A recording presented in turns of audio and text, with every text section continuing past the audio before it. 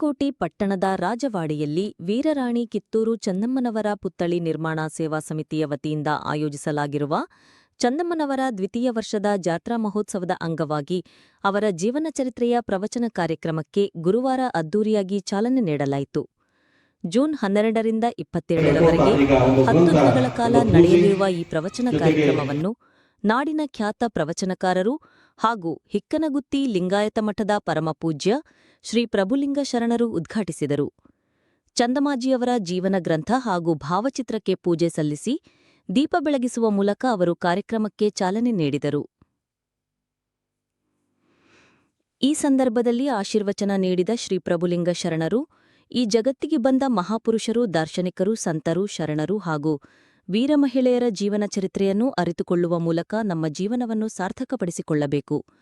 10 ದಿನಗಳ ಕಾಲ ನಡೆಯಲಿರುವ ಈ ಜ್ಞಾನದಾಸೋಹದ ಸಂಪೂರ್ಣ ಸದುಪಯೋಗವನ್ನು ಪ್ರತಿಯೊಬ್ಬರೂ ಪಡೆದುಕೊಳ್ಳಬೇಕು ಎಂದು ಸಲಹೆ ನೀಡಿದರು.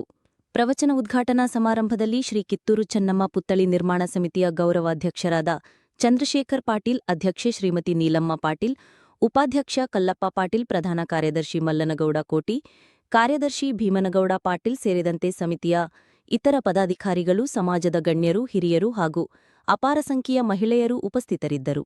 ವರದಿ ಸಂಗನಗೌಡ ಗಬಸಾವಳಗಿ, ಎಸ್ಸಿಎನ್ ನ್ಯೂಸ್, ತಾಳಿಕೋಟಿ. ಕಿತ್ತೂರು ರಾಣಿ ಚೆನ್ನಮ್ಮ ಒಬ್ಬಳು ರಾಣಿ ಅನ್ನೋದು ಮಾತ್ರ ಜಗತ್ತಿನ ಜನರಿಗೆ ಗೊತ್ತು. ಅವಳು ಎಂಥ ಇಷ್ಟಲಿಂಗ ಪೂಜಾ ನಿಷ್ಠಳಿದ್ಲು, ಭಕ್ತಿವಂತಳಿದ್ಲು, ನ್ಯಾಯ ನಿಷ್ಠುರಿಯಾಗಿದ್ಳು, ಬಡವರ ಕಣ್ಣೀರವನ್ನು ಒರೆಸಿದಳು, ರಾಜ್ಯಕ್ಕಾಗಿ ತನ್ನ ಪ್ರಾಣವನ್ನು ನೀಡಿದಳು. ಇದನ್ನೆಲ್ಲ ನಾವು ಮನವರಿಕೆ ಮಾಡ್ಕೋಬೇಕಾದ್ರೆ ಈ ತಾಯಿಯ ಜೀವನ ಚರಿತ್ರೆಯನ್ನು ಸಂಪೂರ್ಣ ಕೇಳಿದಾಗ ಮಾತ್ರ. ಹೋದ ವರ್ಷ ಇದೇ ವೇದಿಕೆ ಮೇಲೆ ಗ್ರಂಥ ಬಿಡುಗಡೆ ಆಯಿತು, ಪ್ರವಚನ ಪ್ರಾರಂಭ ಆಯಿತು.